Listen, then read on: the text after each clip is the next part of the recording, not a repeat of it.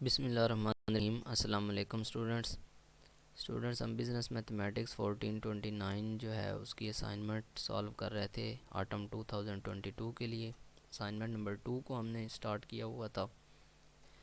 Last lecture में हमने इसके क्वेश्चन नंबर 1 का जो ए पार्ट था वो डिस्कस किया था।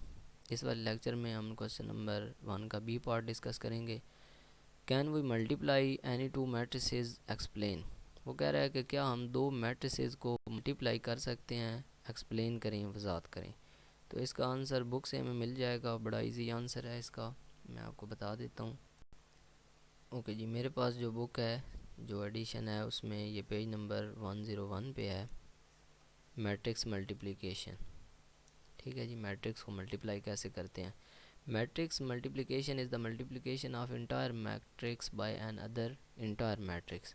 इसका मतलब ये है कि मैट्रिक्स मल्टीप्लिकेशन जो है, इसका मतलब ये है कि आप पूरे मैट्रिक्स को, इंटायर का मतलब है पूरे सारे मैट्रिक्स को किसी दूसरे पूरे मैट्रिक्स के साथ आप मल्टीप्लाई करते हैं। ठीक है, तो प्रोडक्ट ऑफ, बेसिक ये चीज़ है, the product of a matrix A and B is defined if and only if the number of rows of matrix A is equal to the number of columns of matrix B।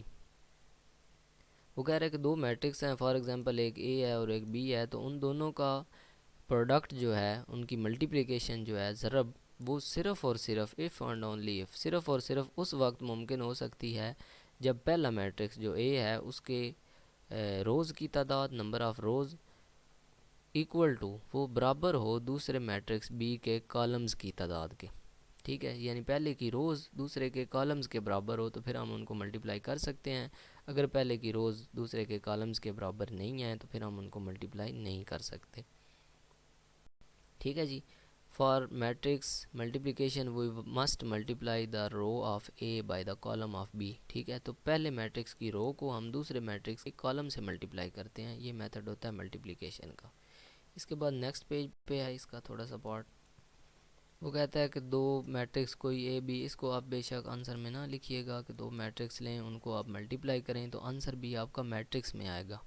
ठीक है, इसका ये मतलब है, लिख भी दें तो कोई हर्ज नहीं है। ये बात वैसे आप याद रखें कि अगर आप दो मैट्रिसेस हैं उनको मल्टीप्लाई करें तो आपका आंसर जो है वो भी एक मैट्रिक्स आएगा, वो नंबर नहीं आएगा। ठीक है, अब देखें, ये ए है और ये बी है। वो कहता है कि इनको मल्टीप्लाई करें, ए बी फाइंड करें, यानी प्रोडक्ट फाइंड करें। प्रोडक्ट का मतलब भी होता है मल्टीप्लिकेशन।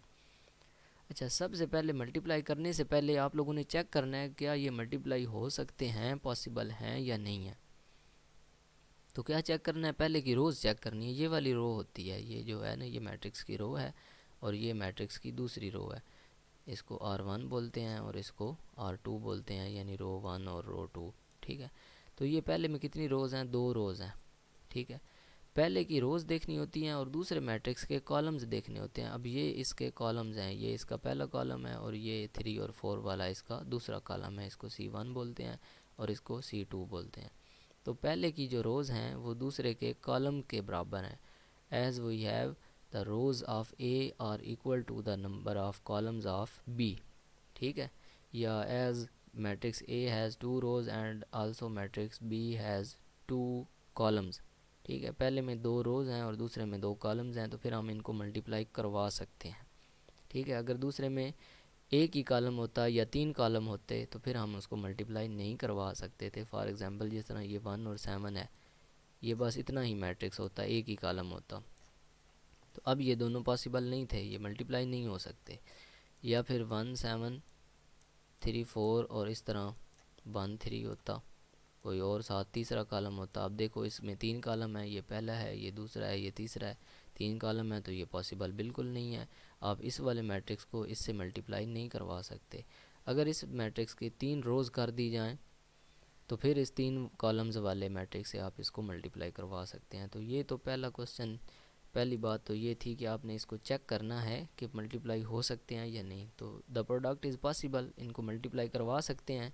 और ये एग्जांपल आपने लिखनी है, खुद से भी आप लिख सकते हैं, कोई भी नंबर यहाँ पे 1 2 3 4 लिख सकते हैं, यहाँ पे 1 1 2 1 लिख सकते हैं, जो आपको आसान लगता हो। आपने जस्ट एक एग्जांपल देनी है, आप जनरल सी कोई भी एग्जांपल यहाँ से दे सकते हैं।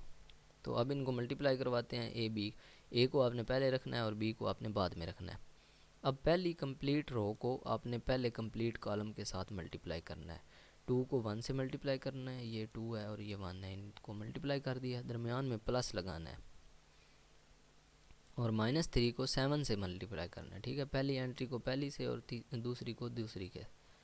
-3 को 7 से मल्टीप्लाई, क्योंकि हम रो को कॉलम से मल्टीप्लाई करवा रहे हैं, ठीक हो गया।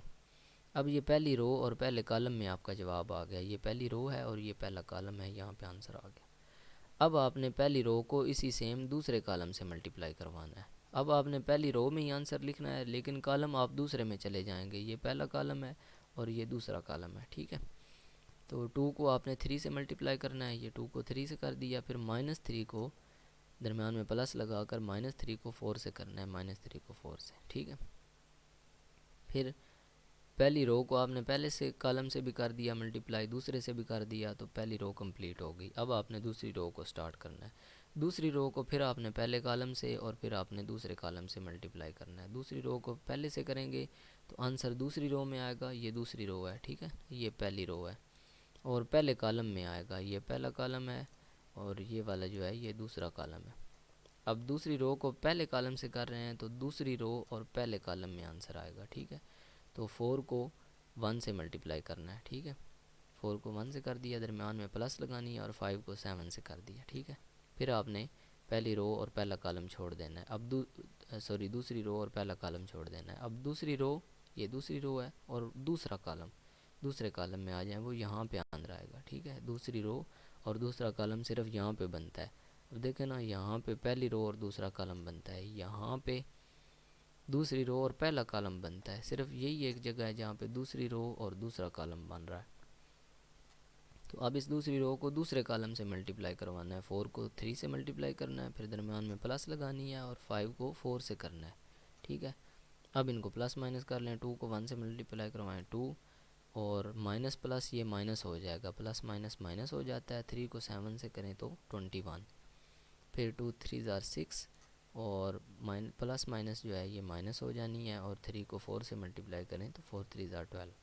फिर 4 1 इज़ 4 और 7 3 ज़ार 35 प्लस 30। 4 3 ज़ार 12 और प्लस 5 4 ज़ार 20, ठीक है जी। अब इनको मल्टीप्लाई करें, एक प्लस का है एक माइनस का है, जिसके साथ ना हो वो प्लस का होता है। माइनस का बड़ा है तो सिंबल माइनस की आएगी। 21 इस 2 से कितना बड़ा है, 21 में से 2 निकालें तो बाकी 19 बचते हैं, ठीक है। फिर इन दोनों में से एक माइनस का एक प्लस का, माइनस का बड़ा है, सिंबल माइनस की। 12 जो है वो 6 से कितना बड़ा है, 12 में से 6 निकालें तो 6 बचता है, ठीक है। 4 और 35 39 और 12 और 20 जो है वो 32 बनता है। तो ये हमारा आंसर है। तो हमने देखा कि ये भी एक मैट्रिक्स के अंदर ही आया है, ठीक है। तो आपने जिस रो को जिस कॉलम से मल्टीप्लाई करना है उसी रो कॉलम में आपका आंसर जो है वो आएगा।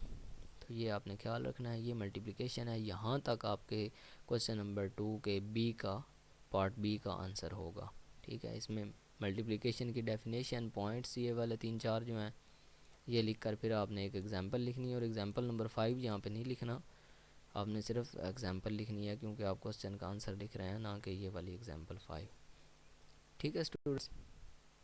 उम्मीद है आपको इस मल्टीप्लिकेशन की समझ आ गई होगी। अगर इससे रिलेटेड आपका कोई क्वेश्चन हो तो वो आप कमेंट सेक्शन में पूछ सकते हैं, व्हाट्सएप पर पूछ सकते हैं। मिलते हैं जी नेक्स्ट लेक्चर के अंदर। अल्लाह हाफिज़, टेक केयर।